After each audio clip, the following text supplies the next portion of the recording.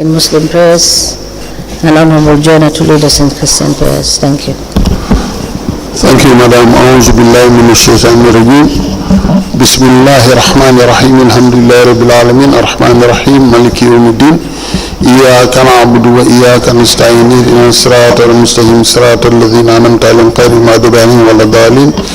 أعوذ بالله من الشيطان الرجيم. بسم الله الرحمن الرحيم. الحمد لله رب العالمين الرحمن الرحيم مالك يوم الدين. إياك نعبد وإياك نستعين اهدنا الصراط المستقيم صراط الذين أنعمت عليهم غير المغضوب عليهم ولا الضالين.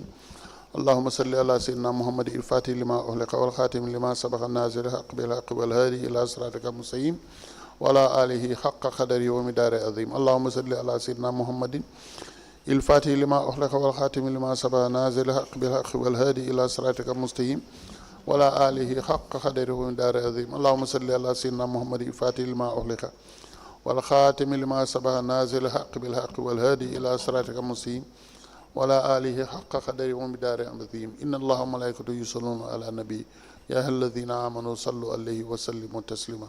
صلى الله تعالى عليه وعلى آله وصحبه وسلم تسليما. سبحان ربك رب العزة عما يصفون وسلام على المرسلين والحمد لله رب العالمين. آمين.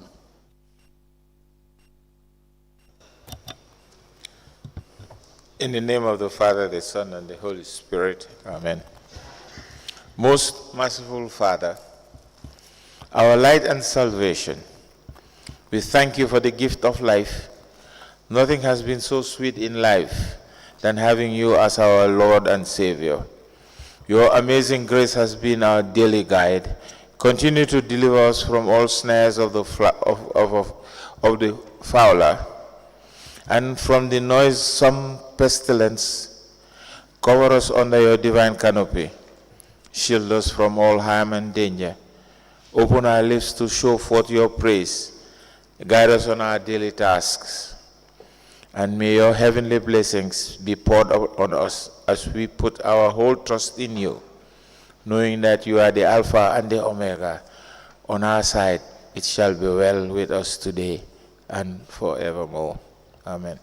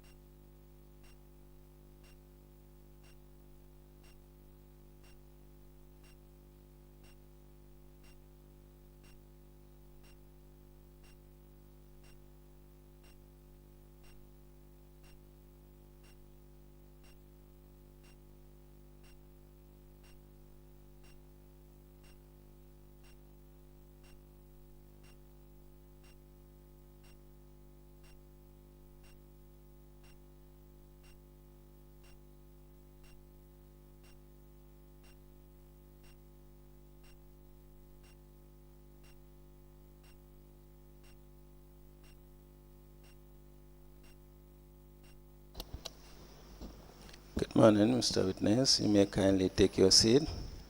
Mr. Witness, for continuation of your testimony before this Commission of Inquiry into Local Government Councils and related matters, I want to remind you that we are still on the oath before I hand you over to Madam Chair for us to proceed.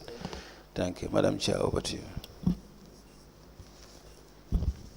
Good morning, Mayor Bensouda. You're welcome back. Thank you. Council, you may proceed. Good morning, Honorable Commissioners, Honorable Secretary, and everyone present. Good morning, Mr. Witness.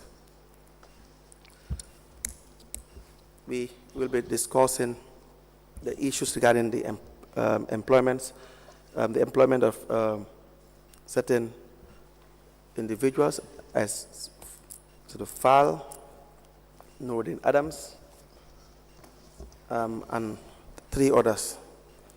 But before we proceed, do you have some of the documents you have been asked to bring today? Yes, I do. Good morning, Ma. Good morning, Commissioners and Lead Counsel.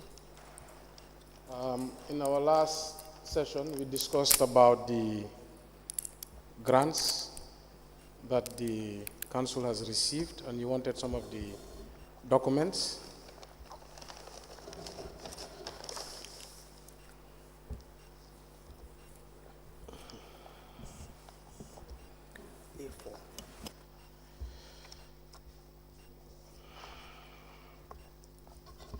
I have some of the grants with me.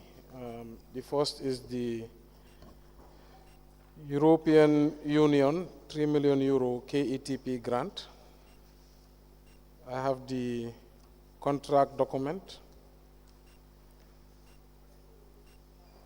the grant application.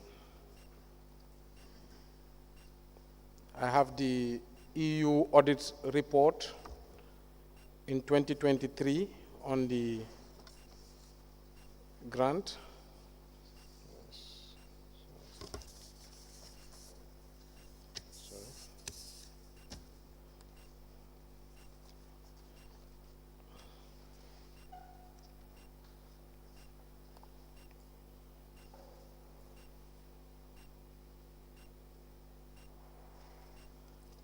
And also I have a letterhead from the grant.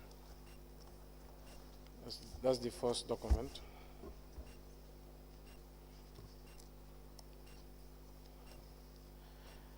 The second document I have is the BMZ grant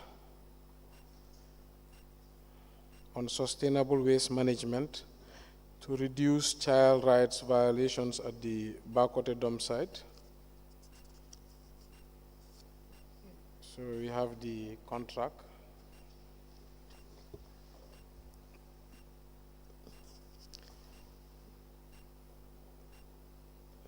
We also have the University of Essex grant on geolocations.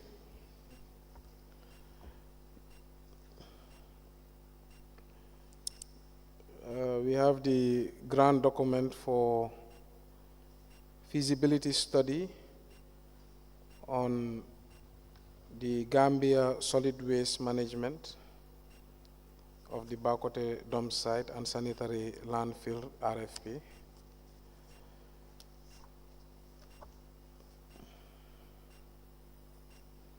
We have the grant document on building climate resilience through sustainable biodegradable waste management in the Kanifing municipality.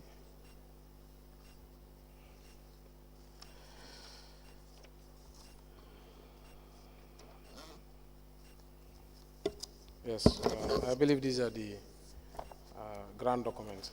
Thank you very much.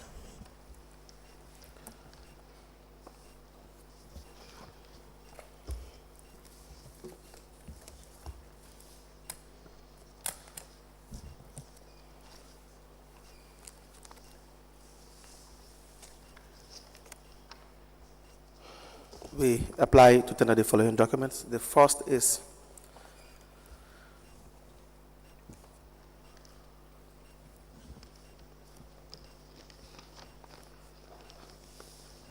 the grant contract. It's between KMC and Peterborough Council concerning the grant from the EU.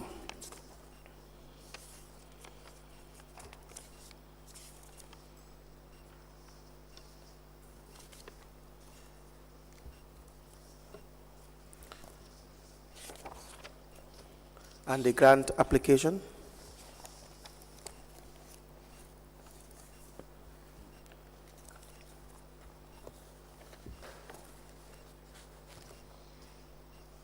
We also have a document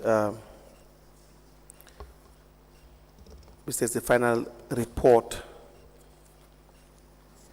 of the expenditure verification of the project KETP from January 1st, 2022 to December 31st, 2022.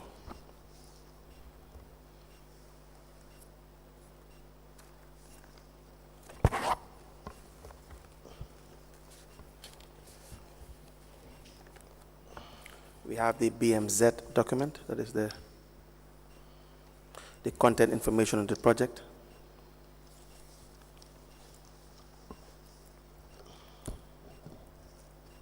the financing of the fund for the innovation in development, the on-granting agreement between University of Essex and Cardiff Municipal Council.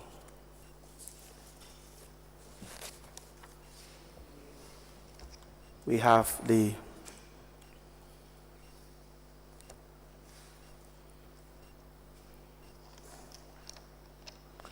document addressed to the Mayor, Talib Ahmed Bensouda of KMC, the subject feasibility study, recommendations, request for proposal, Cardiff Municipal Council, the Cardiff Solid Waste Management.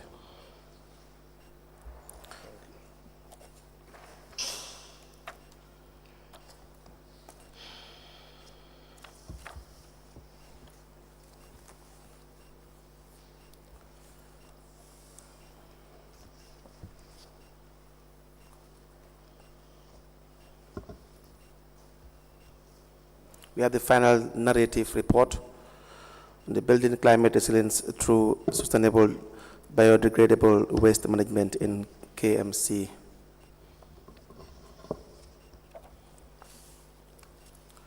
These documents are photocopies, and we apply to have them admitted into evidence and marked as exhibit.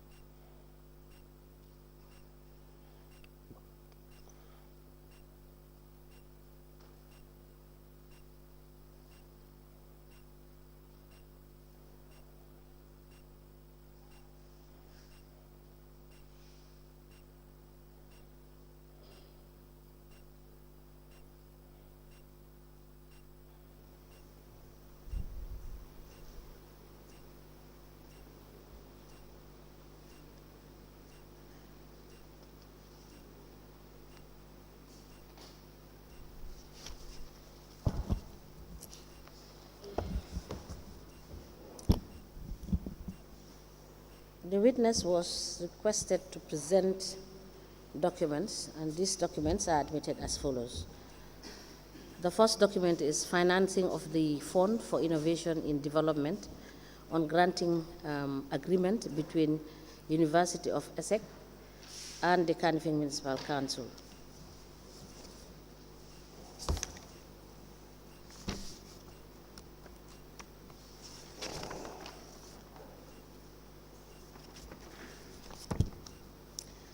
Mr.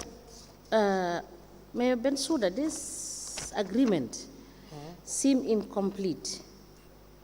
Which one? Let me give the registrar this document, and please tell us whether it's the complete document.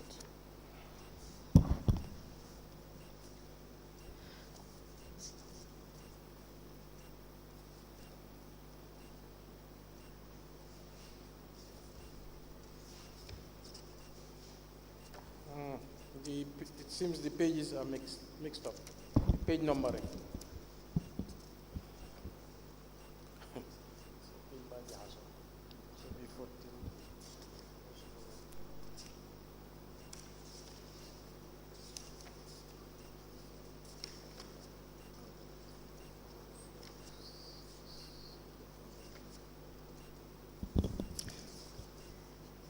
Whilst I check through, and Mayor Bensouda, Yes, yes, ma'am. while I read through, can you please remove them and reorganize it? Sure.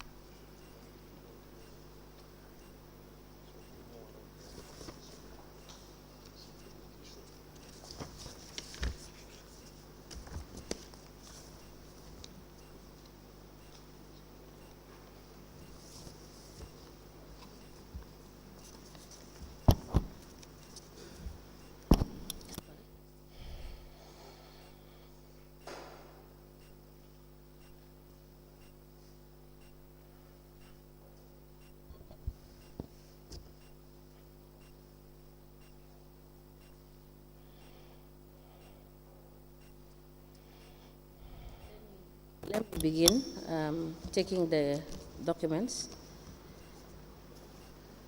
The Gambia Solid Waste Management is a document from Midwest Go Group dated the 27th of September 2019. It is addressed to the Mayor Talib Ahmed Bensouda, and it has the subject feasibility study stroke recommendations stroke request for proposal. It is signed by Christopher J. Jamson, Senior Geological Engineer, and K. Baba, Applied Physics, Space and Environmental Science for the Midwest Go Group, LLC.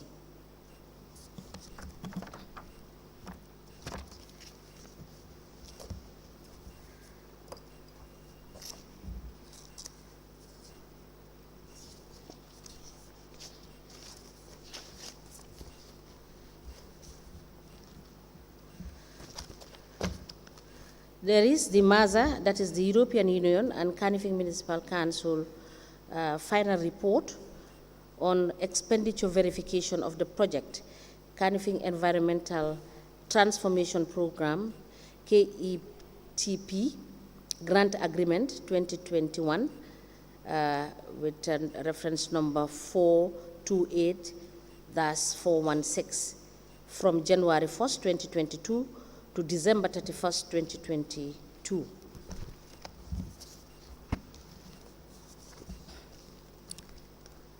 The Granting Authority, European Commission, Local Government Authorities, Partnership for Sustainable Cities 2021.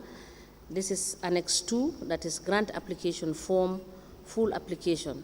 That is, it contains the budget lines, which reference is European Aid 171273/DH/ACT/multi.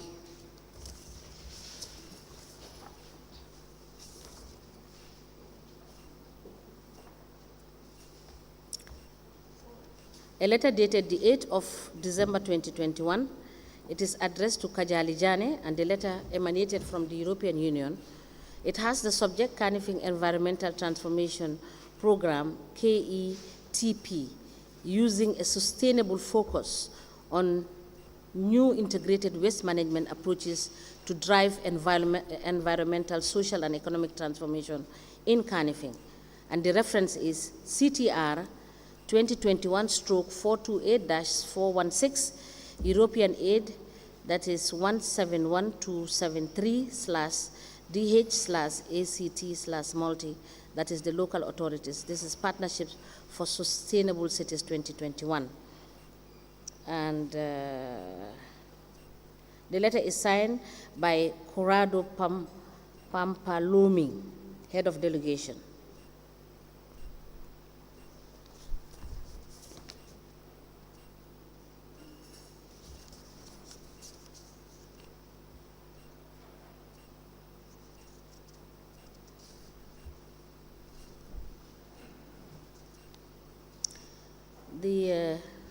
next document is the grant contract, that is external actions of the European Union,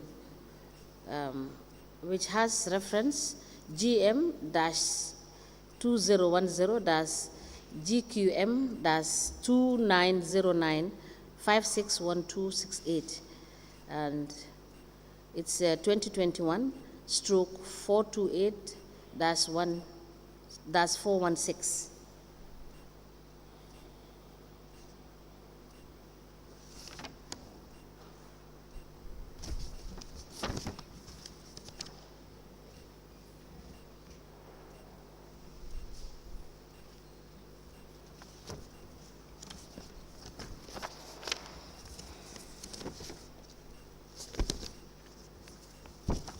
The next document is the financing of the Fund for Innovation and Development. That is the on-granting agreement between University of Essex and Canifing Municipal Council. The document is labeled BM2, which is an application form for multi-annual projects. That is the promotion of developmentally important projects by private German executing agencies. That is part 2, which has the content information on the project.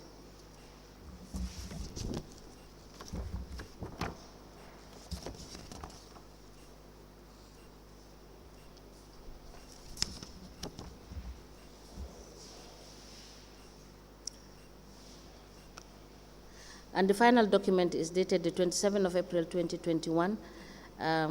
It's the stroke 27 July 2022 is the final narrative report on the building climate resilience through sustainable biodegradable waste management in Canifing Municipal Council. These documents are admitted in evidence together in a bundle as exhibit, and they are marked as LGC/KMC/TAB/011.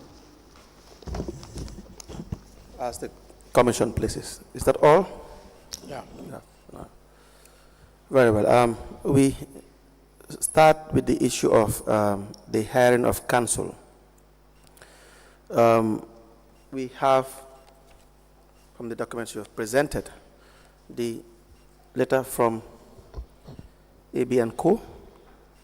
addressed to KMC with respect to the change of lawyer, the 24th of January 2019. Please have a look at this document. It is also in exhibit.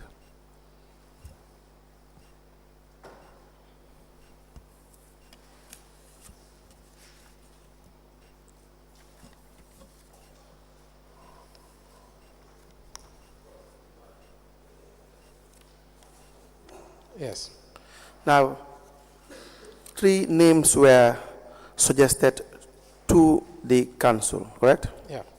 Can you please read out the names of the legal petitioners? Mrs. Yasin Senghor Law Practice, Mr. Moses B. Johnson Richards, Moses B. Johnson Richards and Associates, and MB Ronke Jane Jagana, Semeka Chambers. All right. Now, Ms. Yasin Senghor had already had affiliation with the council before this? Yes. In what capacity? She was an expert in the Appointments and Establishment Committee. Okay. Now, she eventually became the lawyer of council from the 3 lists provided, correct? Yes. Now, was due process followed in her appointment? I believe so. Okay. Now, what is the process that was followed? Can you guide us through the process that was followed? Yes, so when the recommendation came, there was a discussion at the General Council as to the recommendations. There was varying opinions. I believe one of the opinions was to also look at names outside this list. But the council agreed that the Establishment and Appointment Committee should be the authority to take up the matter. It was brought back, I believe, after 4 months to the council by the Establishment and Appointment Committee that recommended that Yasin Senghor be the council lawyer, and it was agreed by the General Council. Okay. Would that be fair? Because Ms. Senghor was also already very familiar with council members already, and in fact, we see that she do normally sit in committee meetings, one of which is the Establishment and Appointment Committee. Would that be a fair process? Yes, the establishment believe that because she's familiar with the council problems, council issues, she's better tooled to take up the job. And at the time, I believe what we thought was, because it's a specialized service, we would decide at the council level. Okay. Now, the other two lawyers, Ibironke of council and Mr. Richards of council as well, were they contacted? Do you know? I cannot say that with authority. Okay. I ask this because we do not see any evidence of these two lawyers contacted, and that this would be contrary to the requirements of the GPPA regulations, which talks about request for proposals. Are you familiar with the process to hire consultants, the legal consultants or other consultants in relation to council's expenditure? I am familiar with RFPs, although I don't deal with it, so not in detail, no. Okay, so the request for proposal, if you look at the 2018 procurement regulation on page 34, it talks about procedures for procurement of consulting services. Section 94 reads that the regulation subpart 2 present the procedures to be followed in the case of request for proposals. Method provides a competitive process among shortlisted firms that takes into account the quality of the proposal and, when applicable, the cost of the services in the selection of the successful service provider. It says 2, a procuring organization, which KMC is, shall submit a request for proposal for the approval to the authority, that is GPPA, as applicable. Was this done in this situation? The establishment was doing the process, right. So to say what was done and what was not done, I would not be familiar with that. Okay.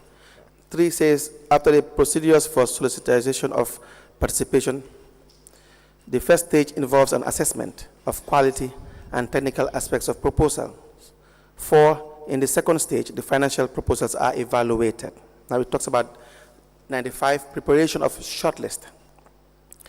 1, a shortlist of at least 3, but not more than 6 bidders who possess the necessary professional and technical qualifications and competence, financial resources, equipment, and other physical facilities, managerial capability, experience in the procurement project, reputation, and personnel to perform the contract shall be prepared.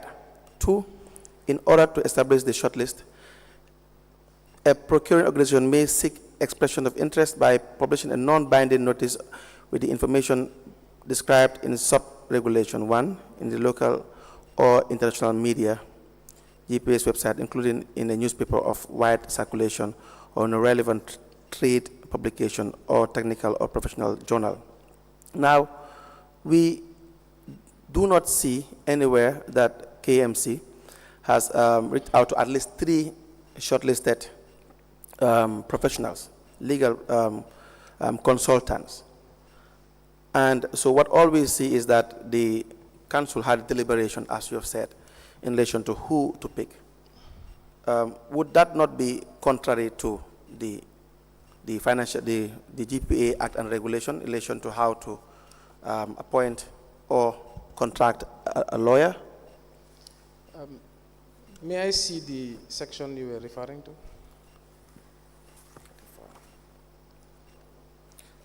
Please turn to 94.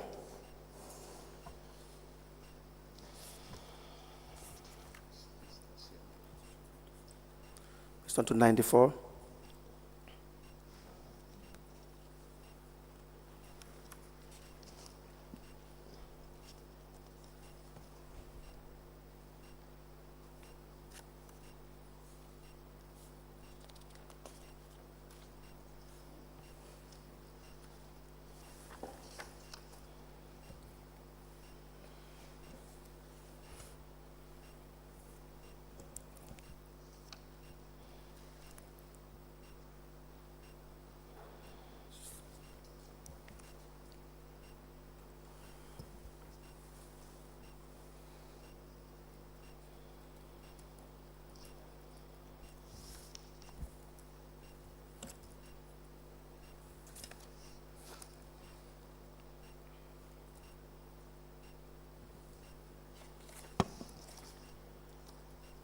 So I think there's a section on specialized services, although I did not note it. But then again, I believe the establishment committee, the council tasked them that this was the 3 people that were recommended by the lawyer. If you can go back and make an assessment and come back, I believe in the subsequent General Council where this was discussed, I believe it was 4 months later. And as you see in the minutes, I think there was a debate with the councillors whether as to that was the right process or not. Yes. But they had insisted that they were given the authority and this is their recommendation. But the votes were overwhelmingly in favor of their recommendation. But whether they called all 3 lawyers or whether they interviewed all 3 lawyers, I wouldn't know. That would be in their meeting minutes. Okay. Because the regulation even requires that approval should be sought from the procuring authority, which is GPPA. Do we know whether... I know for sure there was no GPPA approval. No. All right. Thank you very much. We can, unless there are questions on this issue, we can move to other issues. No question. Now, we go to the appointment of... Oh, that's yours. Yes, the appointment of certain individuals. When you came in as mayor in 2018, Nuruddin Adams was employed as protocol officer. Fatu Aissatou Fall was appointed as public affairs manager. You recall this? Yes, I do. Well, you have any prior relationship with these people before Yes, I do. their appointment? Yes. Can you please guide us through the nature of your relationship with these 2 people? Aissatou Fall was working for my company as a marketing, sales and marketing manager, I believe. And then she was assisting during my campaign. Nuru Adams was part of my team, my campaign team, as my protocol officer assisting me. Now, you employed a cleaner? Did the council employ a cleaner that you worked with prior? During that time? Yes? I cannot recall. You can't recall. Now, do you know the process that was followed in the appointment of Ms. Fall and Mr. Dean? I wouldn't say I know step for step, but when I came into office, there was many people who wanted to work in KMC and work for me, from the general public and of course people around me. So I refer them to the establishment or the HR, and they would go ahead with the process. How did you do this referral? Is it written referral or verbal referral? Verbal. I would tell them go to the HR or go to the establishment. Now, appointments are generally supposed to be advertised, correct? They may be advertised. Yes. Maybe. What would be the circumstance that would suggest that an appointment does not have to necessarily be advertised. Is there any exception to it?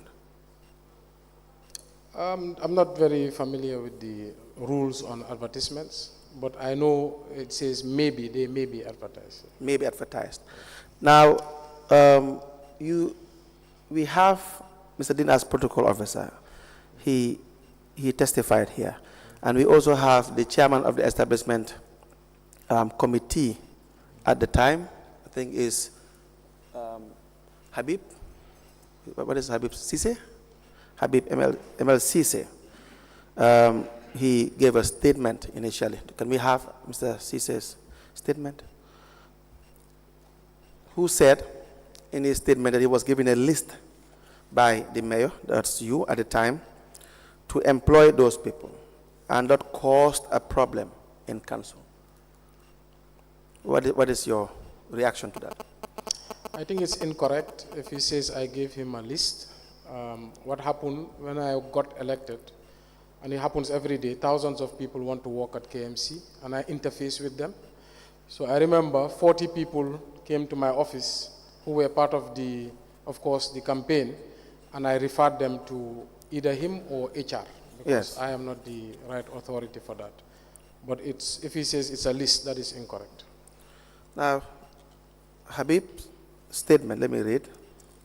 The statement is given on the 31st July 2023, even though when he testified openly, he tried to walk back on some of those statements. I will read his statement, the third paragraph. It reads, on the appointments of Nuruddin Adams, Aisato Fall, Sanjali, Yusufa Salah, and Babakar Jammeh, I can vividly remember that these appointments were presented to the Establishment and Appointment Committee in a first meeting by the Lord Mayor. That Talib Ahmed Bensouda, I'm reading verbatim. And there was no job advertisement conducted for these positions. I recall that both Nuruddin Adams and Aisato Fall were given grades that didn't match their respective qualifications, which I challenged during our committee meetings. However, there was a General Council resolution to appoint Aisato Fall on grade 10 and Nuruddin Adams on grade 7.1. That is what he wrote and signed, even though when he testified, he said that you did not instruct him. But this is what he wrote. Now, Salaman Jai, you know Salaman Jai? Yes, he was the acting CEO. Yes. Salaman Jai also testified and wrote a statement. They had testimony, and the statement also one and the same. On the third paragraph, it reads,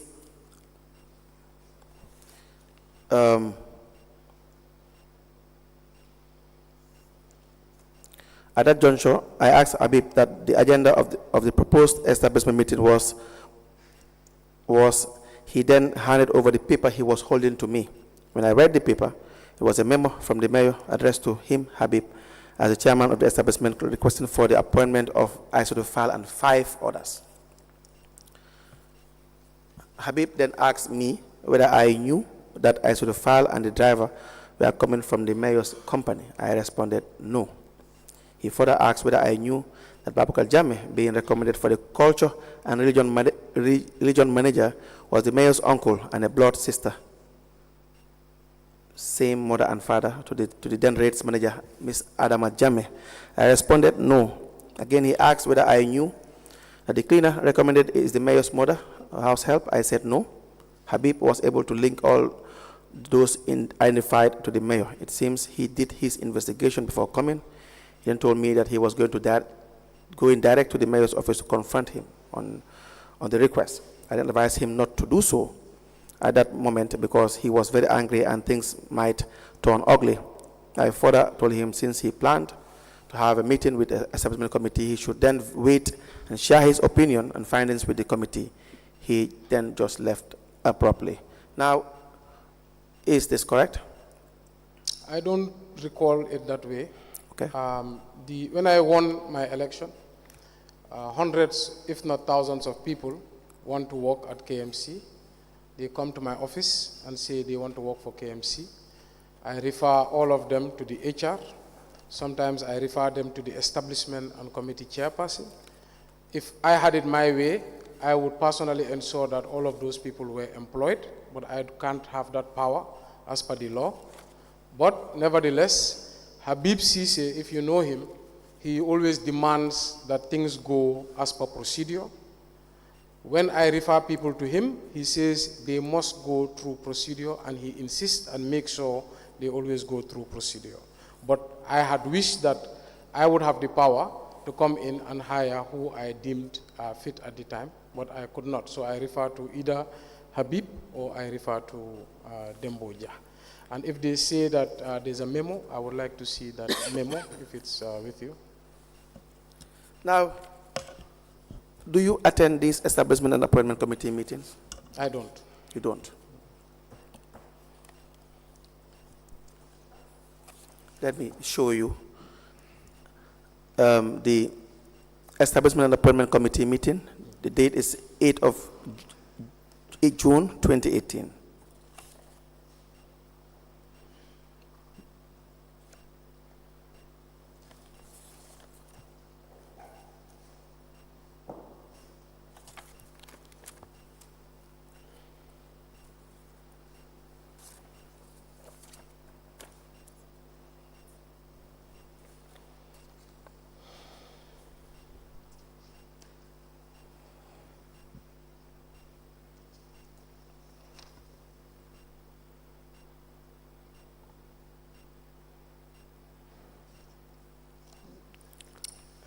It doesn't look legitimate, I don't know. Why is that? Because the clerk usually generates the establishment meeting, and I don't see the clerk. And I just see a signature. I don't know who's the signature. Who is the clerk? Usman Gay. So it doesn't look legitimate. Okay. It's not the format we use for meetings. So I have a right as mayor to attend. I'm an ex officio member of all committees, but I do not attend committee meetings. Sometimes I can invite a committee to my office if I want to advise them, but I don't attend committee meetings. Now, that format seems to be the same format we have received from those who submitted these minutes of meetings. And then just to read first, Okay, I can do it. Those that were present in the document we have. He will now, of course,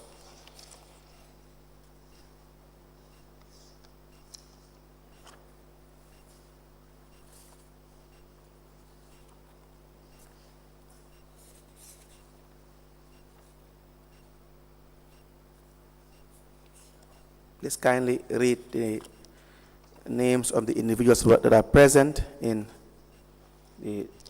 It says Talib Bensouda, Lord Mayor, Habib Cisse, Chairman, Lamin K. Jammeh, Member, Yasin Senghor, Member, Moduge, Member, Maria da Costa, Member, Peter Mendy, Member, Salama Jai, Acting CEO, Bensouda, Secretary. Okay. Now, is it, let me just see the document.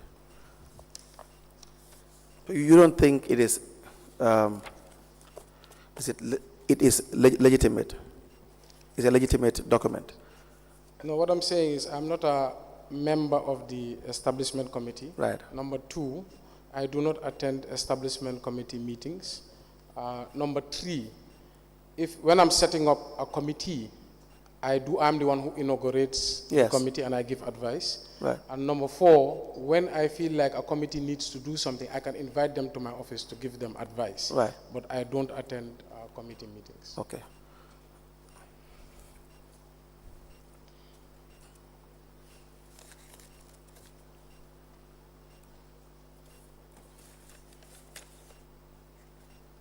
So this is signed by Habib ML Cisse. Says the individuals present are Lord Mayor, Talib Ahmed Bensouda, Habib Cisse, Lamin K. Jammeh, Yasin Senghor, Modu Gay, Maria da Costa, Peter Mendy, Salaman Jai, CEO, Bensouda. And the agenda item number 3, reads that the chairman of the establishment committee tenders a letter of resignation from the former PRO, Fatou Silla, and requested for circumstances leading for her resignation. The CEO replied, as per the government orders or the civil service regulation, she has the right to tender her resignation at any time with due notice. Either she serves notice or pay a month's salary in lieu of notice. The CEO informed, that's 4.0, the chairman of the establishment committee that a request for the aforementioned positions was signed off for approval.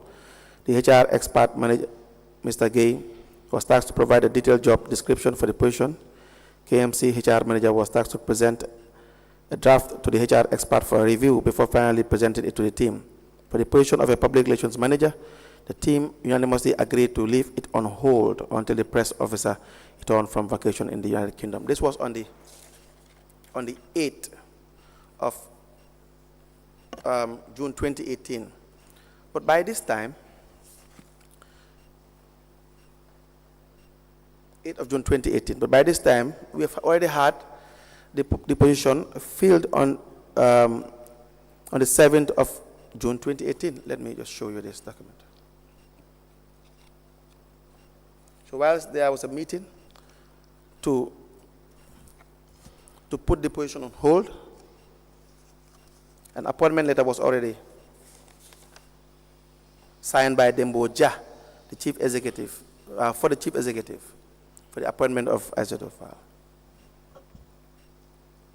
on the 7th of June 2018.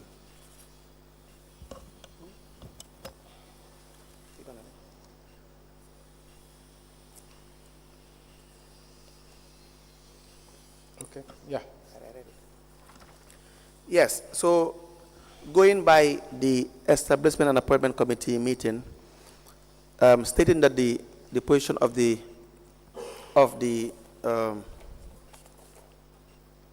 public relations manager to be put on hold, Ms. Fall was already employed on the 7th.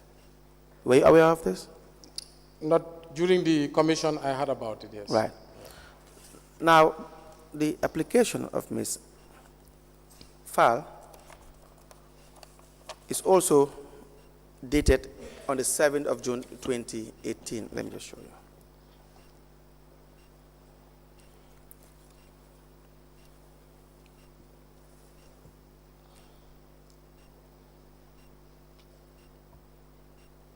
Yes.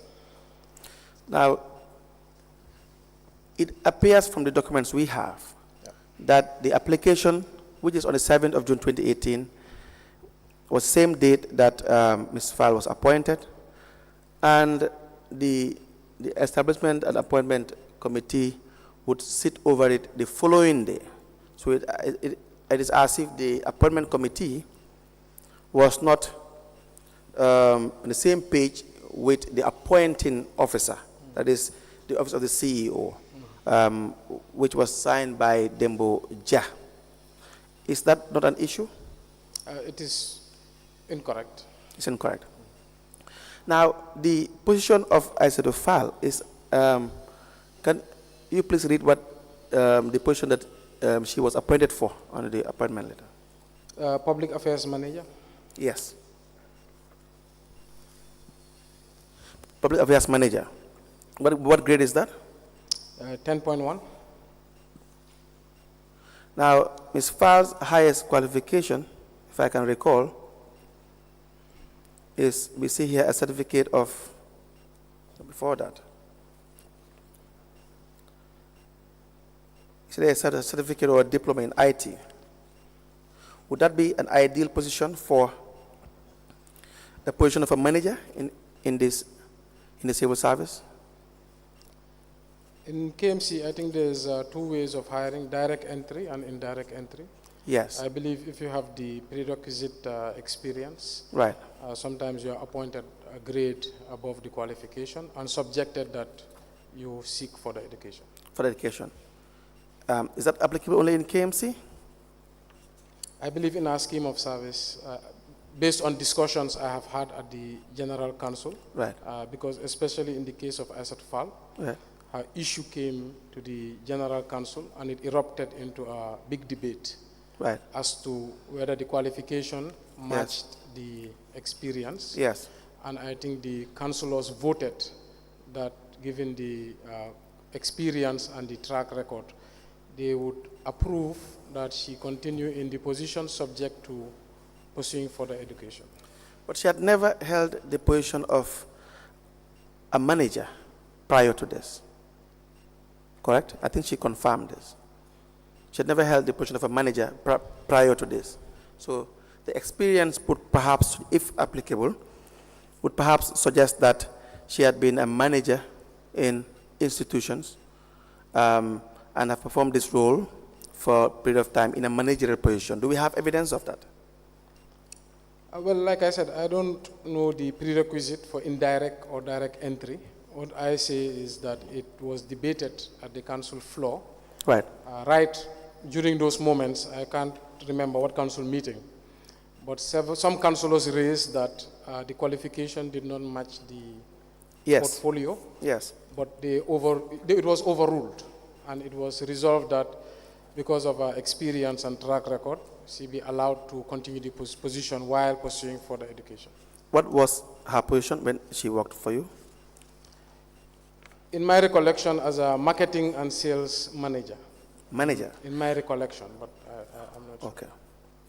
I think her testimony is different with respect to what her position was, but we can always confirm that. May I please have that document? Is it not proper that individuals that are appointed will have the academic qualification to hold the office that they occupy as managers? It depends. It depends on whether they were taking indirect or direct entry. Okay.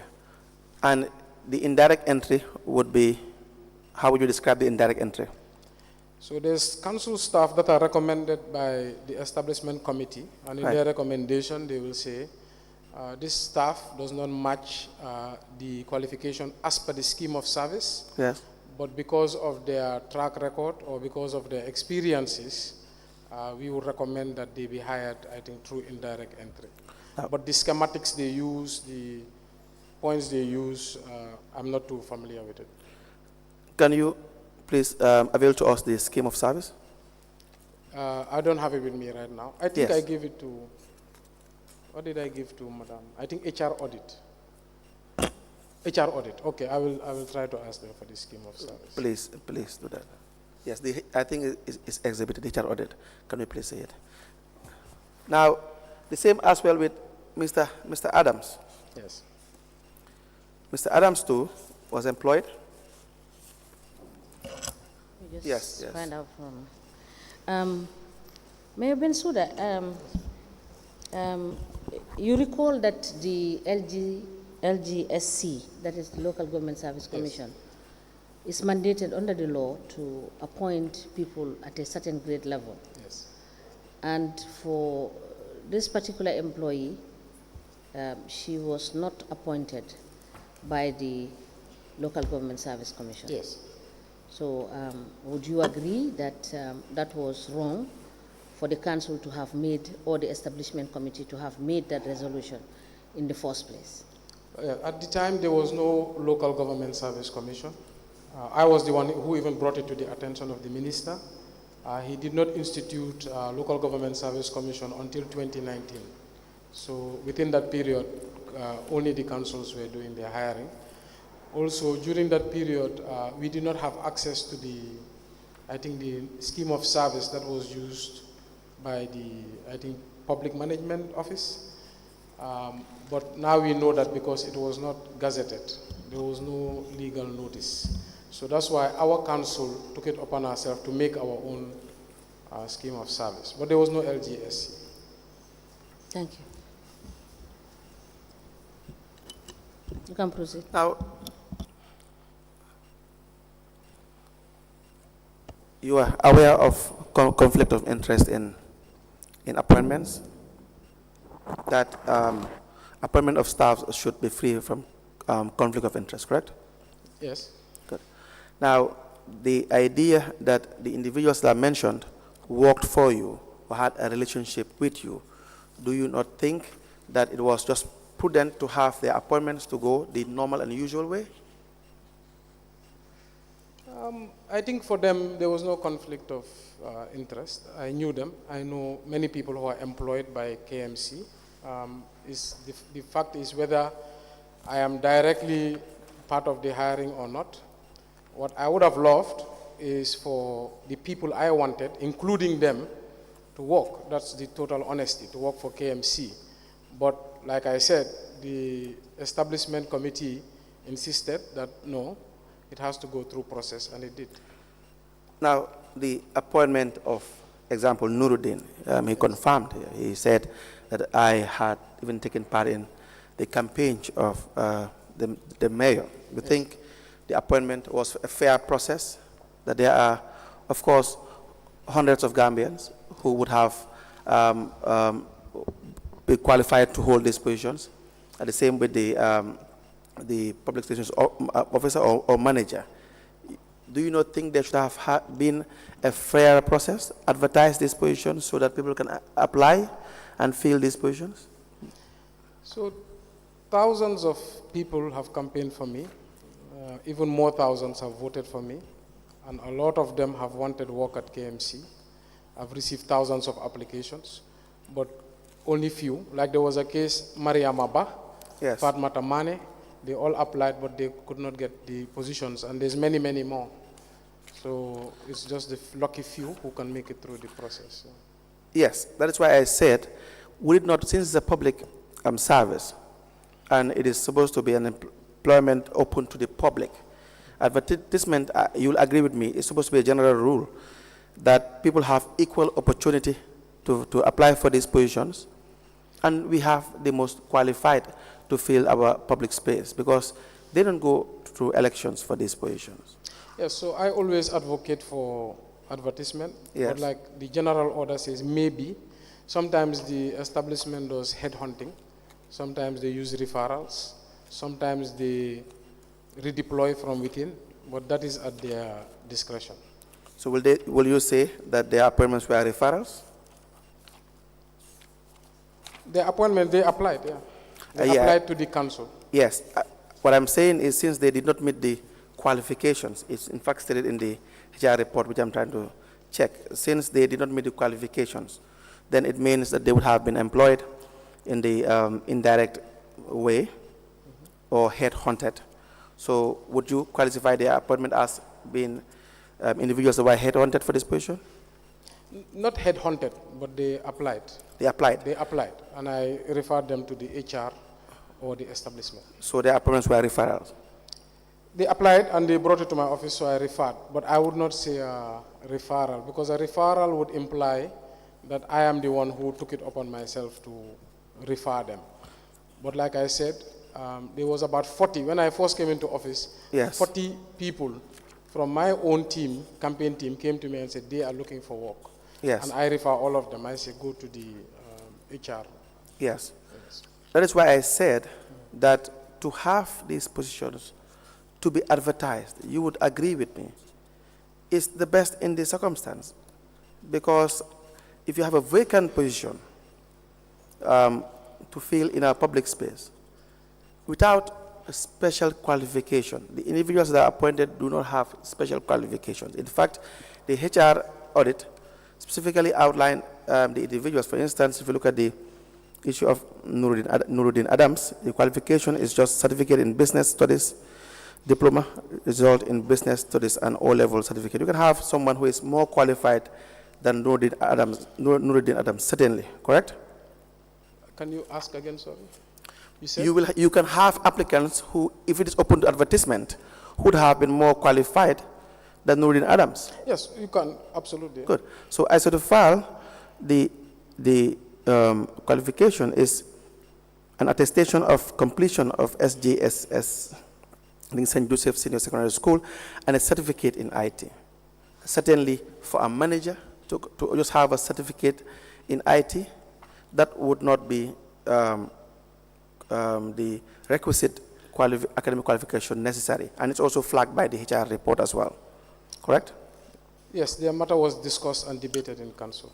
And their matter was discussed and debated in council. Yes. But if I may add, Right. Usually when you're recruiting, even in the private sector, Right. you can do headhunting. Yes. And of course, you can, just like in contracts, you single source. Yes.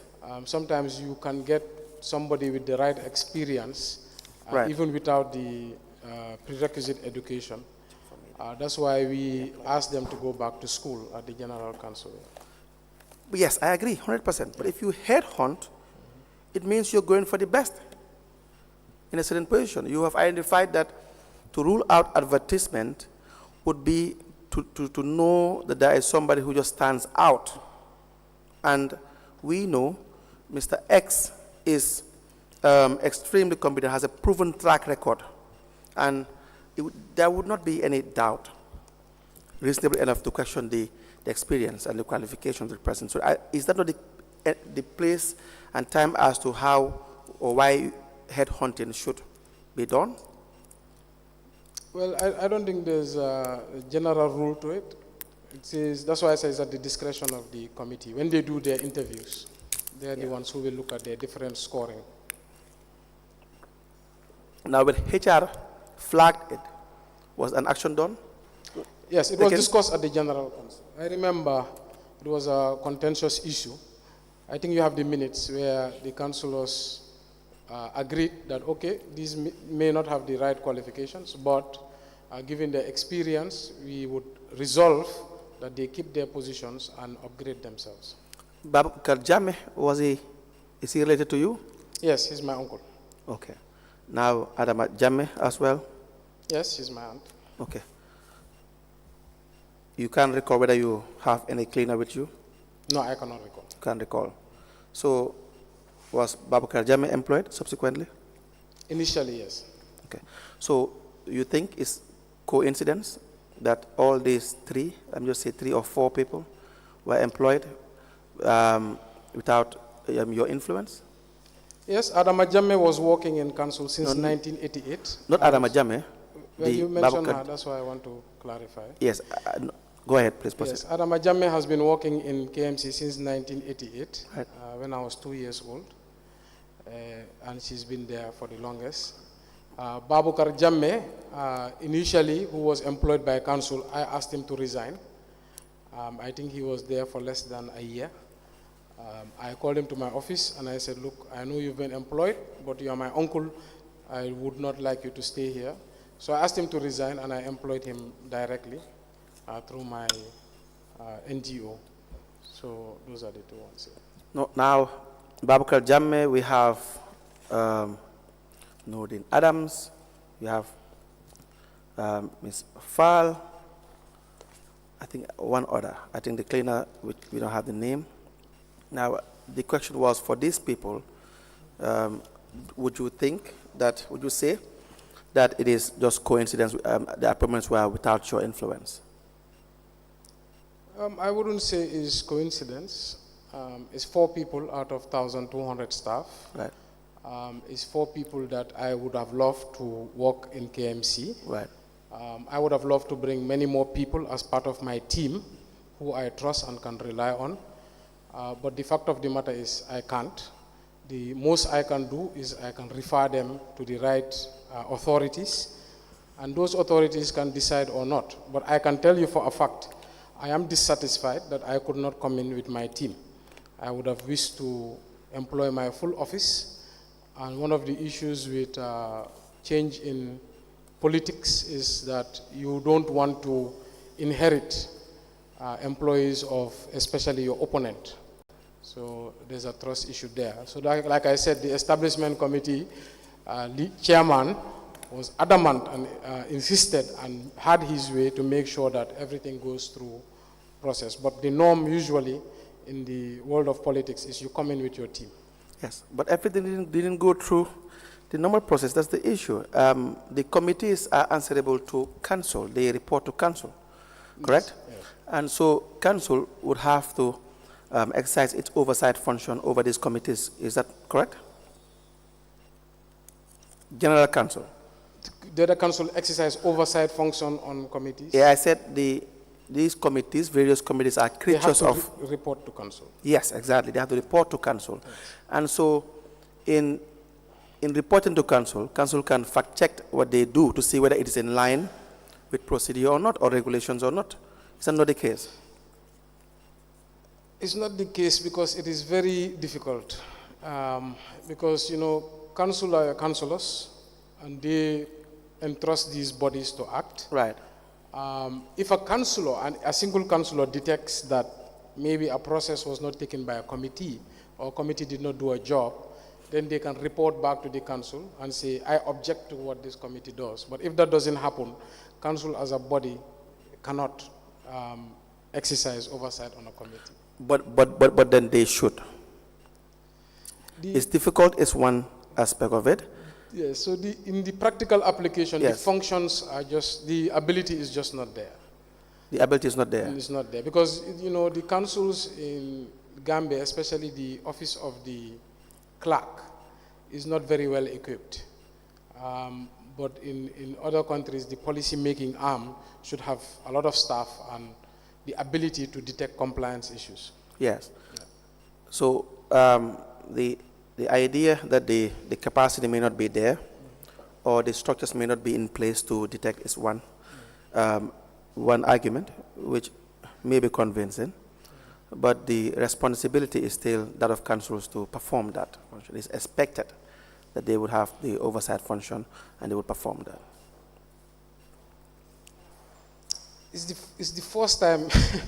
It's the first time I've ever somebody has ever brought this up. But like I said, the council entrusts these committees Yes. to exercise oversight on the administration. But council has never exercised oversight on a committee. A councillor can detect an anomaly, or a staff or a director, or even a member of the general public, and report it to the council. But it's not a function and it's not in law. I don't think anybody ever thought of it as far as Gambia is concerned. But it's something to look at, and I think maybe that's one of the things should be looked at. All right, thank you very much. Now we go to issues of employment. Yes. The staff of council, how are they employed?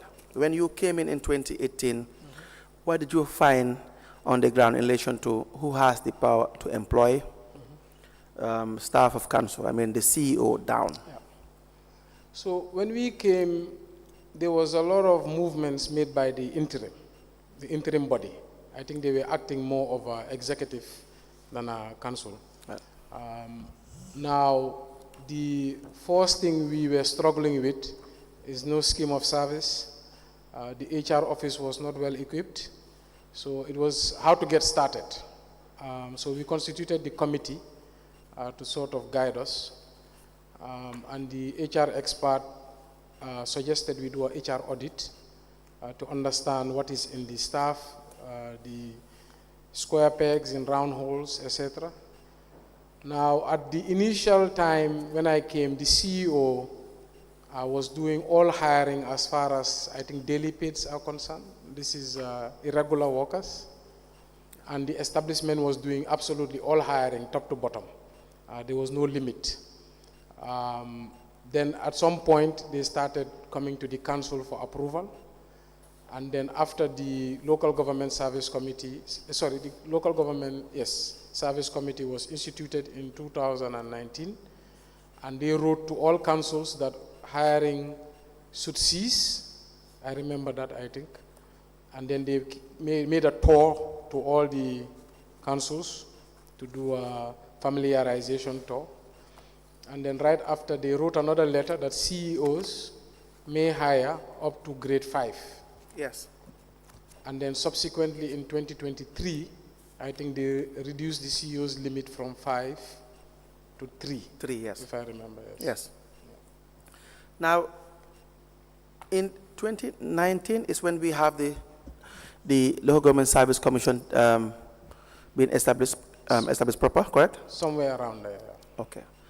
Now, so from that moment on, they would be dealing with all employment of council, correct? Yes, the establishment would do the work and then they should recommend to the service commission. Now, we see there were periods beyond 2019 that contracts were given to various individuals. Yes. For instance, we have Kan Mustafa Kanye. Yes.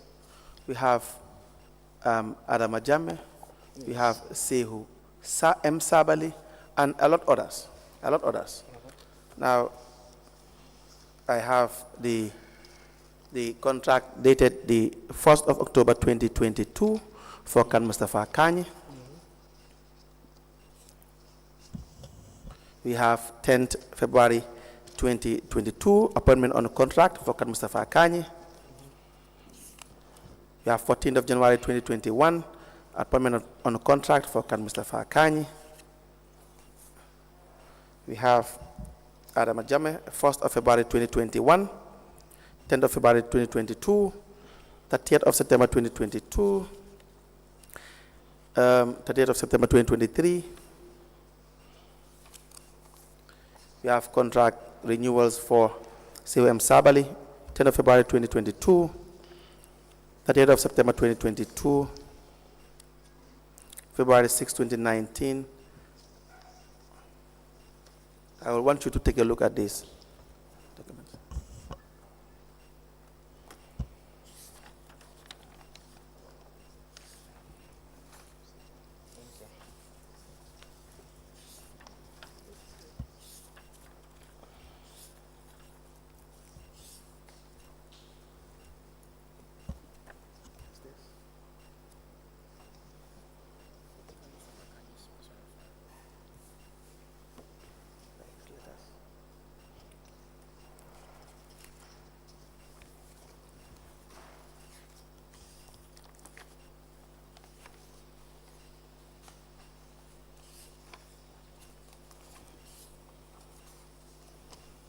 Yes, you can go ahead. Yes, thank you. Now, this would happen beyond 2019 when we have the commission, the Local Government Service Commission, to deal with employment matters. Now, what was the process followed in the either extension on contracts or the appointment of employees on contract basis for this period?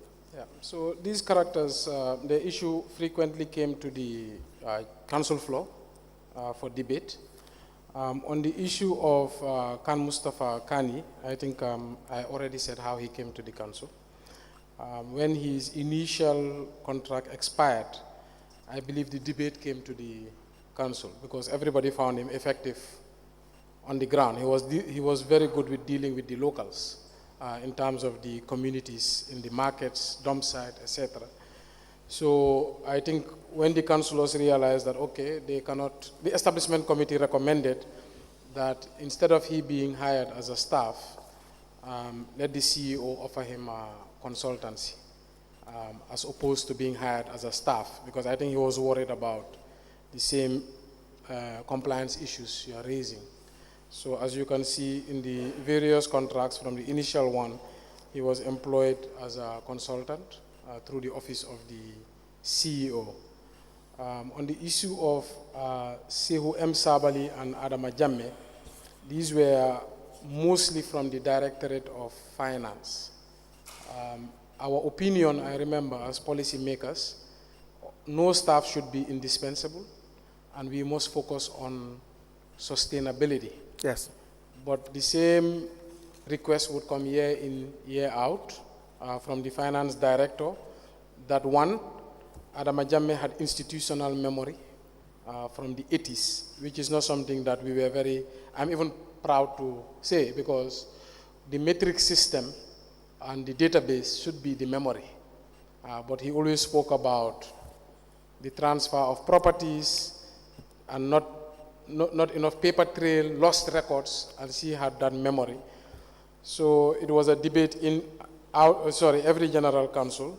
For Sabali, again, he would raise the same issues. So most of those recommendations were coming from the Department of Finance. Now, to your answer directly, they were bringing it to the general council as a contract extension, because I believe, according to them, it did not need the Local Government Service Commission, because these were staff of council already. And according to them, if I remember, they are entitled to 2 years contract extension up to 3 times. I remember that was the debate that was brought there. They said they are entitled to 2 years contract extensions up to 3 times, which is 6 years. Yes, but the question is, who has the authority to award either contract extensions or award contract employment on contracts during this period? Yeah, the authority for employment Yes. and staff matters above a certain grade is the Local Government Service Commission. Right. But like I said, on the issue of these 2 characters, their argument was that they are already staff and that was within their authority at the time. So unless you can refer me to the contract section. Did the council seek for advice in relation to the employment? Because there is nowhere that we see that gives either council the powers or the CEO or any CEO the powers to employ people on contract. I think what the CEOs have is that during this period that they can employ people grade 3 and down, which is very specific, very clear. So now, on that side, on that time, I think it's grade 5 and down. okay, so grade 5 and down. All of these guys were above grade 5. Yes. So if they have this specific instructions or power given to them by the authority that has the power to employ, that is the Service Commission, and they do not have, we see nowhere where they have the power to appoint. That is either the council itself as a general body or the CEO. Do you not think that there should have been legal advice to see whether the CEO has the power to issue contracts or extend contracts? So all the people who should give advice are on the committee itself. Right. That's why we rely on their expertise. Right. The CEO also sits there, and they consult with the lawyer frequently. So that's why I said when they come to the council and make a recommendation, it depends who raises the questions, but Yes. for the most part, we trust that they have sought the advice of their experts. Because the appointment on contracts will still fall under employment, correct? Yes, they all fall under employment. Which the General Council as a body does not have the power to deal with employments of this grade above, correct? Yes, it should be referred to the Service Commission. Service Commission. And the committee, the establishment committee, going by the act itself, is very clear that even issues of appointments, safe to say the limitations that are provided with respect to the grading, that where you even have issues of employment or disciplinary matters, it should be sent to the commission. Yes, and I can recall once the Minister of Local Government, Musa Drame, Yes. inviting me, raising an issue around this. I remember once. Yes. And I think the Service Commission has once invited the Establishment Committee. At that time, they used to meet about such matters. And I believe it was resolved, to my belief. Yeah. Do you know how it was resolved? Because usually what the law says is the establishment should refer to the Local Government Service Commission. So they do have a direct relationship. Yes. And they update the council accordingly. Yes. I think it's the functions of the Establishment Committee, Yes. Section 37 of the Local Government Act 2002, which reads that the Establishment Committee shall, subject to this Act and any other enactment, be responsible for recommending to its Local Government Service Commission the appointment, dismissal, conditions of service and discipline of officers and other employees of its council and any matter connected to therewith, and be such other functions as its council may deem fit. So that going by what we see here, to us here, the investigators, the appointments on contract would not be in line with regulation. What is your opinion? Your answer to that? So the establishment is their role to ensure that they pass these matters to the Service Commission. But Yes. like I said, I don't know what discussions they have had. But the best thing to do is to refer these matters, to recommend to the body, the Service Commission. But I also want to note that the Service Commission has not been functioning for a very long time, just so that you can note that, because many letters are sent are not brought back.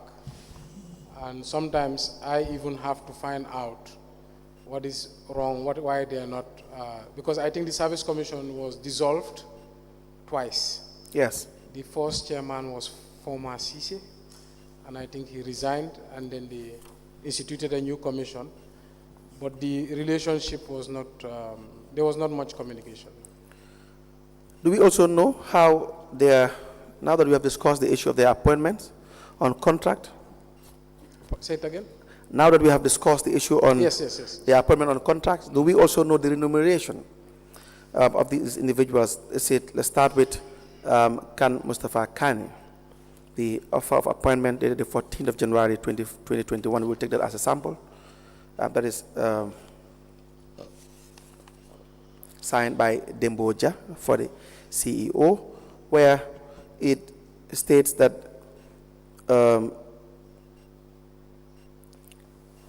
you shall be paid a quarterly installment of $80,000.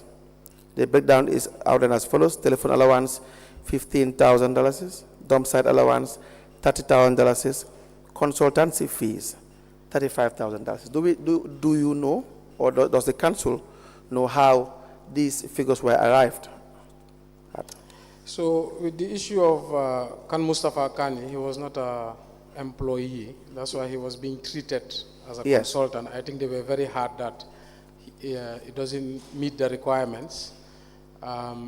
His salary, I believe, was brought to the General Council, or his consultancy fees, and from the sounds of it, it was working out to something like 27 to 28,000 per month. But it was brought to the General Council for debate, if I remember. Yes. Mr. Khan Mustafa Kani, I had the I examined Mr. Khan Mustafa Kani here. Mr. Khan Mustafa Kani, do we know his qualifications, academic qualifications? I have never checked his qualifications. I just felt that he was a presidential advisor and was appointed by the president in the interim management. When I came in, what I was looking at was the impact he has had on the ground. That was my concern. But in terms of the technicalities, that was the establishment. Mr. Khan Mustafa Kani, if we have him referred to as a consultant, what would that be? What kind of consultancy? So I believe we have used Khan Mustafa Kani in 3 areas. Right. I believe one was to regularize the market, which was quite disorderly. A lot of leakage, a lot of poor management. At some point, we found a use for him for recovering very hard to recover debt. And I believe he helped to recover 21 million from NAWEC, and a lot of, I think 7 million from another big businessman who I cannot name. But these were bad debts. Then at another point, I believe we have the most notorious dump site in the country, which was burning frequently. And we needed a hardliner because there's so many stakeholders there, from scavengers to neighbors, to people who melt pots, donkey cart drivers. So 300, 400 people make a living from the dump site. So we needed a hardliner. So depending on the management's needs, they discussed with the establishment. And then the establishment was against giving any sort of employment. So it was given a consultancy through the council. Now, a consultancy, again, would require that it be approved by GPPA. I believe all his consultancies were below 500,000 annually. Annually. Yes, what I mean is it will require that you follow, that's what the law says, that it has to be approved by GPPA for requests for proposals. Because if he's classified as a consultant, then the usual process would be request for proposal, which requires that there has to be an approval from GPPA. If it's beyond 500,000. Yes, because the regulation for consultancy, which I've read earlier, it has its own requirements for each of the methods of procurement, RFQ, RFP, and the others, and open tender. So I think 74 going to 75 says, 94 going to 95. If you read it, it will tell you that 94.2, that a procuring organization shall submit a request for proposal for the approval to the authority as applicable. So the authority has to approve. So if it is marked as a consultant. If, from my knowledge, Yes. if it's above 500,000, but below 500,000, the CEO has discretion, because there's many instances where the CEO takes consultancies or takes temporary work and pays honorarium at their discretion. Okay. But So that's this says not shall. nice.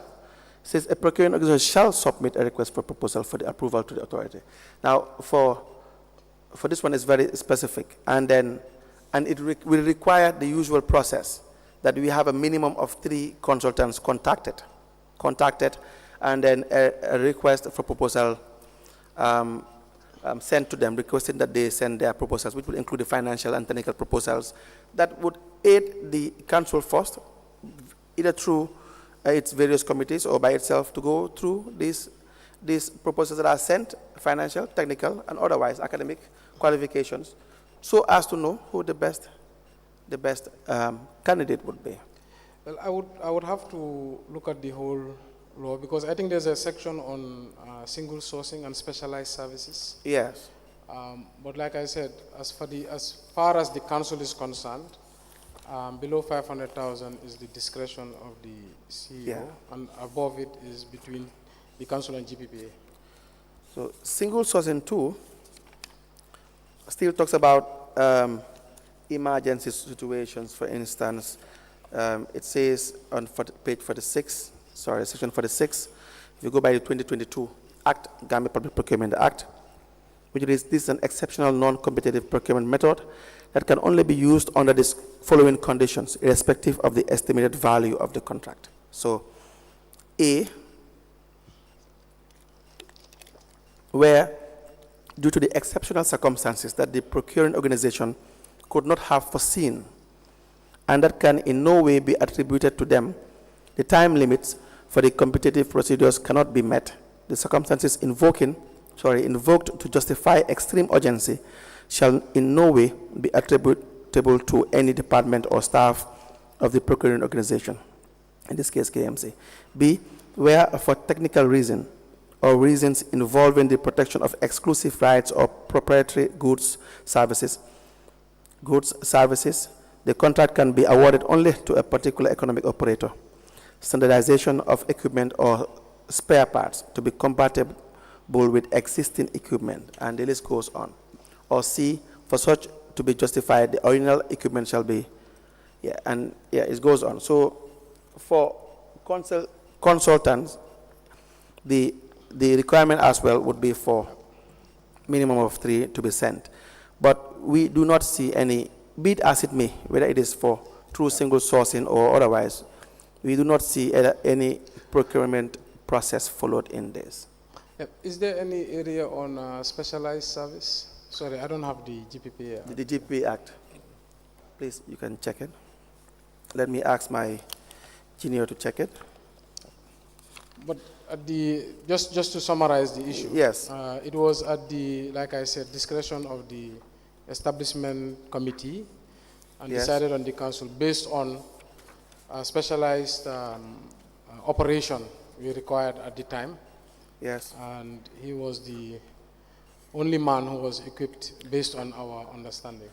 But Mr. Kanye, my issue with Mr. Kanye is he does not have, number one, the academic qualification. I told him this, but I am repeating to you. He doesn't have the academic qualification.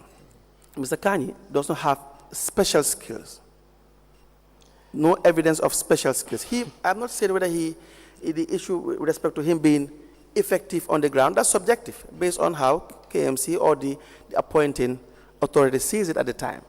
But if you do not have special skills that is obvious to anyone who would scrutinize you, like in the case that is happening right now, and you don't have the academic qualifications to do this. You have risen to the ranks of a manager and been paid substantially well. That's the case of Mr. Kanye.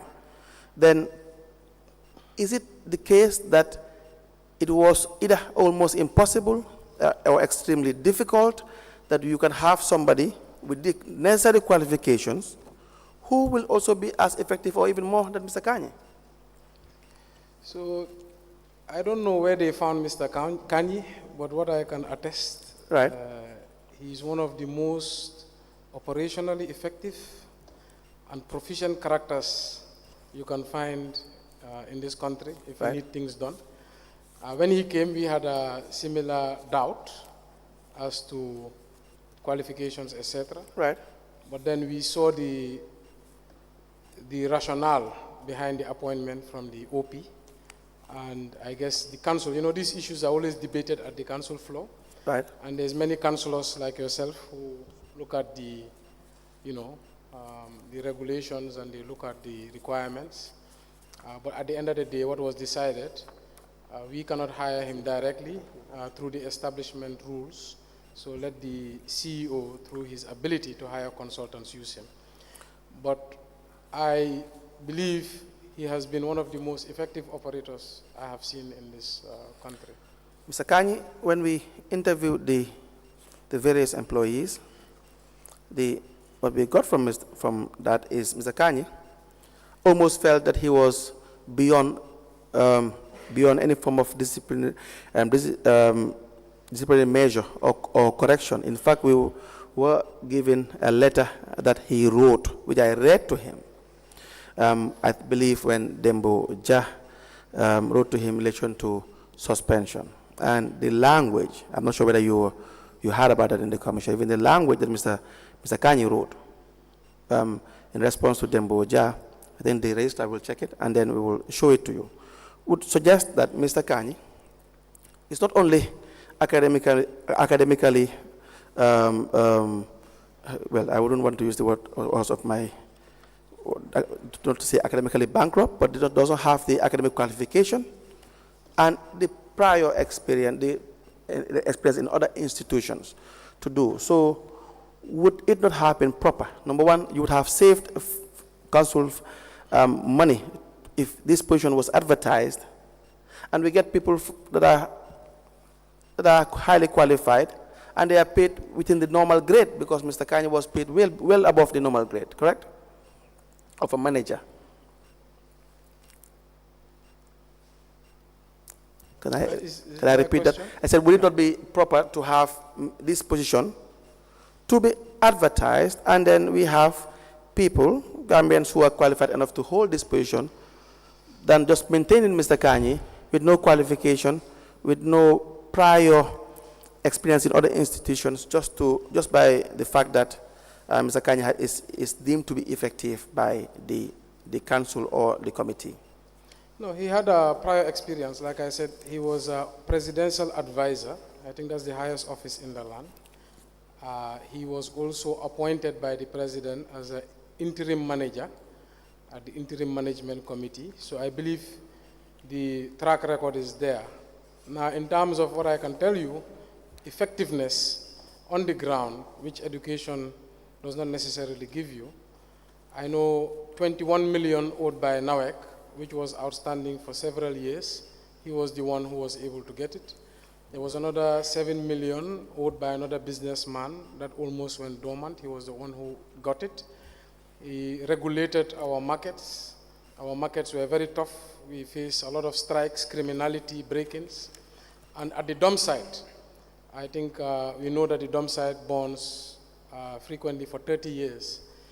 Kanjura put in systems in place called the red flag system that has now prevented the Bakote dump site from erupting in flames for the past 4 years.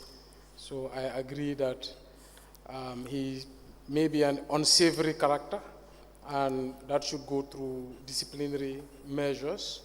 And if at all he crosses lines, should be dismissal.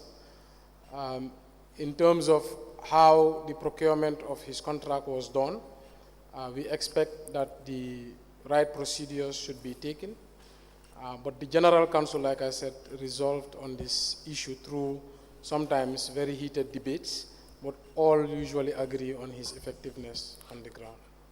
Do we have his letter of appointments for the positions by the OP? He should have it. I've seen it before. He should have it. He was asked to produce it. Even should have it. at the level of the investigation, he did not.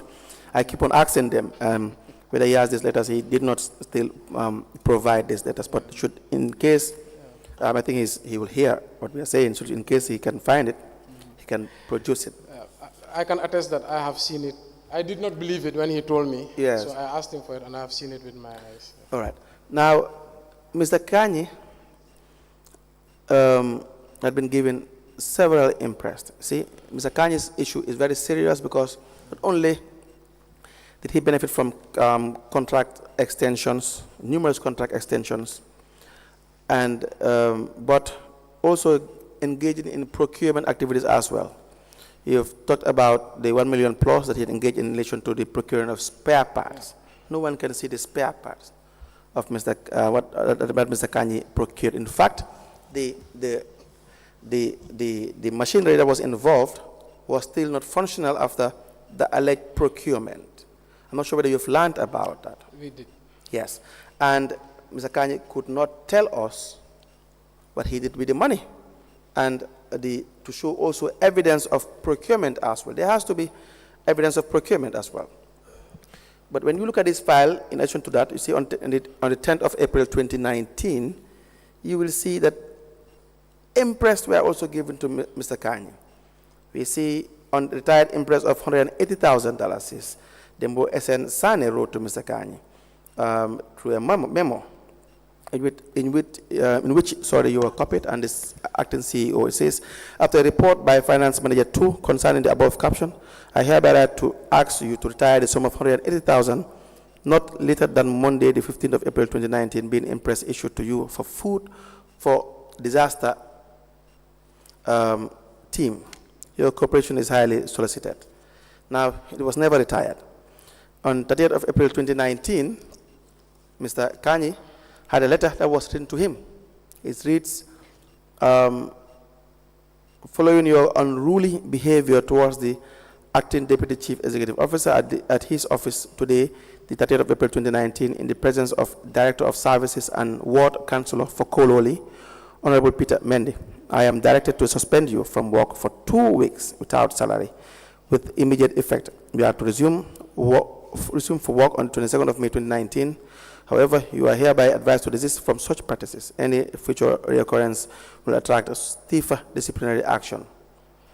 Now, Mr. Kanye responded to this.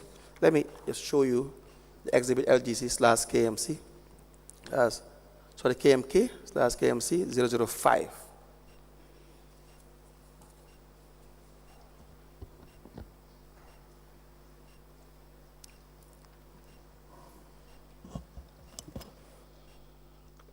The letter is cut. I don't know if you're aware. Please come again. The letter is cut in half. Okay, let me see.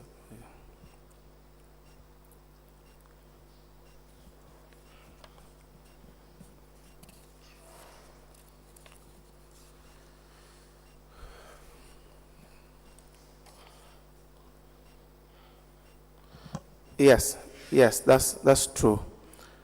I'm not sure whether we have another copy. Yeah, so this is the one we have, signed by Mr. Mustafa Kanye, and he read it himself.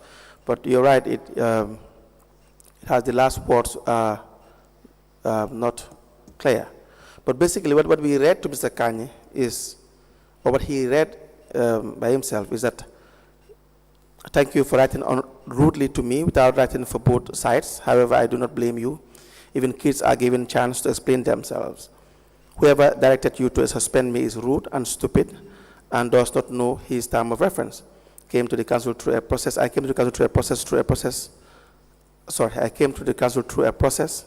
and let the same process will see me exit. The salary bit is not a problem for me. Both of you two greedy lots will not have your way, and as as I am here, you will not have your way once more. Truly, you are all cowards, and I hope you remain cowards. I will use your original letter as a toilet paper for my next visit to the toilet. Mr. Kanye's behavior, from the interviews we had, is just unacceptable in an institution like this. It is. So I'm not sure whether this issue between Mr. Kanye and the administration was put to your notice, because I see that you're copied. I'm not sure. I'm not copied in this letter. Okay. But the other disciplinary letters sent to him, you were copied for? Can I see that one?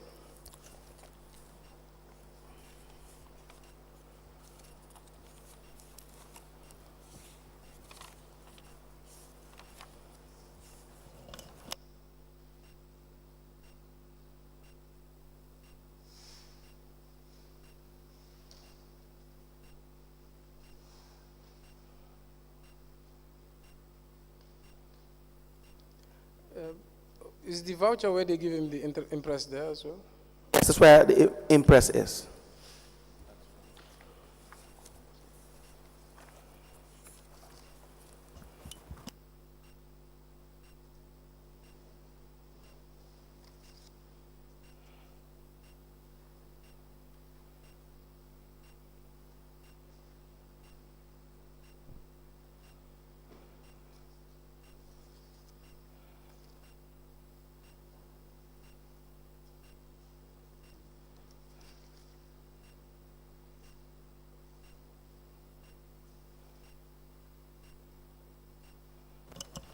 Sorry, I don't see the impress for the honor, and I just see the demand from the Mr. Kamara, accounts. help the witness to.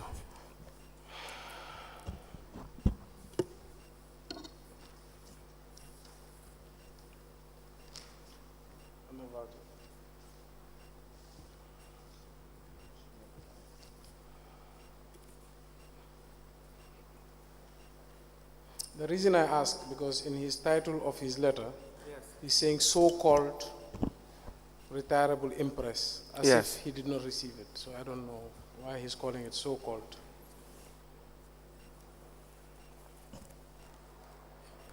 Yeah, so the letter I read or referred to you was the letter from the Director of Administration to Mr. Kan Mustafa Kani, Overseer of Compliance. It says 10th of April 2019 on retired impress. Do you see that one? I saw that letter. Okay. Now in his response, he said, in his title, if you look at it, it says so-called retirable impress. Yes, that is Mr. Kanye's way of writing. Yeah. So that's why I say it's as if he's giving doubt to the fact that he was given impress. So that's why I said, can I see the voucher? Yes, we don't have the voucher. Okay. We're just examining the language. The language, okay. And also the communications from the CEO, who just wrote to him in relation to impress that he purportedly should have retired. Right. And the response from the administration, sorry, from Mr. Kanye to a higher authority, right, would not be proper. It is a terrible letter. Yes. Any questions? Otherwise, that's all for the first set of issues we have for the witness. You may proceed. We are done with the witness with respect to the issues that we have for before 1 o'clock. Yes. Mayor, the documents you submitted, yes, which you were asked to produce, yes, I perused through the documents, but for the EU grant, which is the 3 million, yes, there are no annexures there too. We do not see, the bundle of documents doesn't contain the annexures, which is contained in one of the documents, which is the external actions of the European Union, that is the grant contract. The external actions? Yes, external actions of the European Union. That is the grant contract. If you look at it, page 3 or 4, I'll give it to you to look at. Yes. You have Article 6, which provides for the annexures. It has Annexure 1, 2, 3, 4, 5, 6, 7, 8. And these are the annexures that will give us an understanding of what the budget is, and understanding how it was executed, because we may not have. And if you look at the report, the final report, you will see that we will request that you provide us with a clearer copy, because this one is very fainted. From the auditor? Yes, this one which reads the final report, March 2022, 2023. It's dated March 2022, 2023. And this is in relation to the grant agreement of 2021. Okay. All right? So please provide us with that. That is number one.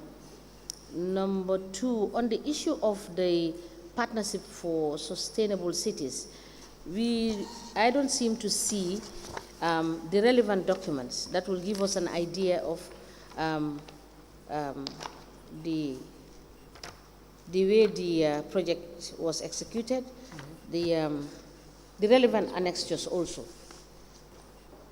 Sorry, which one is the Partnership for Sustainable Cities? What is the source of funding? The source of funding is, let me see.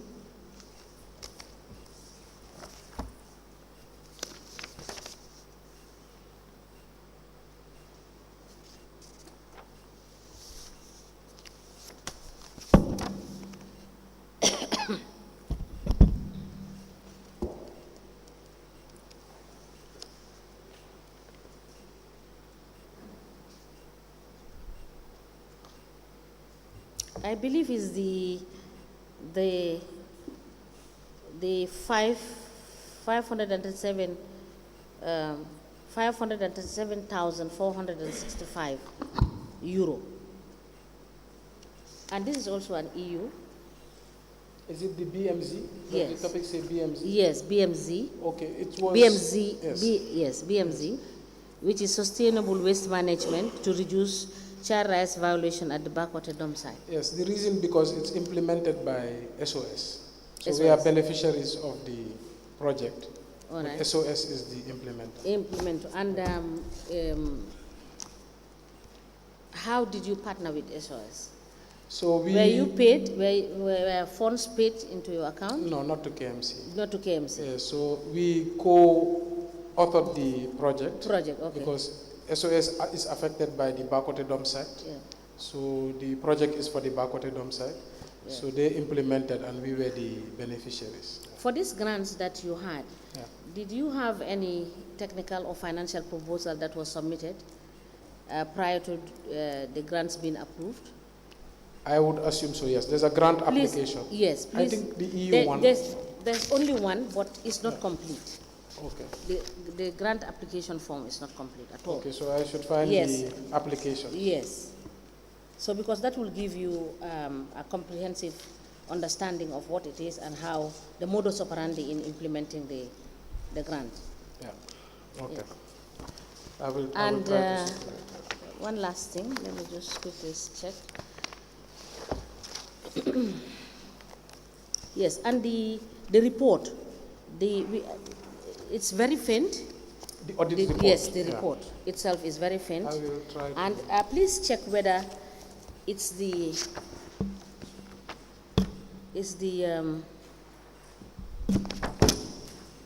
complete.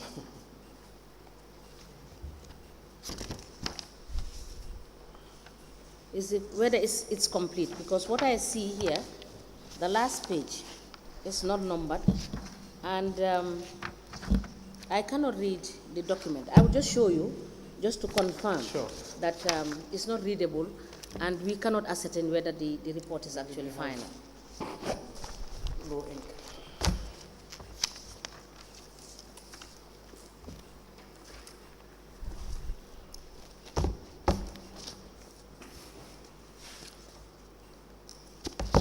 If you look at the last pages,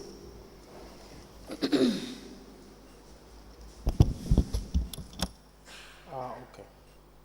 In the Excel document, right? Yes. It's smudged.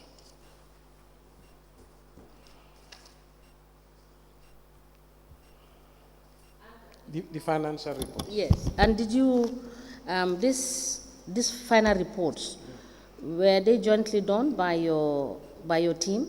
No, so this is an external auditor Yes. hired by the European Union Okay. to audit the project team. Yes. Yes, so it's not, it's an external auditor. Is that nice? Yes, so it's called Mazars. Yes. But did your internal audit do any reconciliation? No, no, so the way it works, the EU audits the project. Okay. Yes. And you do not have a hand in auditing it? No, no, we cannot. You cannot? Yeah, because that's why the EU hires an external. I believe this auditor is from Senegal. Yes. Yes. All right. Let's have the complete document so that we can have Okay. a proper understanding of all of this. So Thank I you. believe this one is the financial reports that are Yes. faded. Yes. Okay. And the other one is the annexures. The annexures are not here. Okay. Okay. I'll try to. Council, do we go for break? It's almost break. We may rise.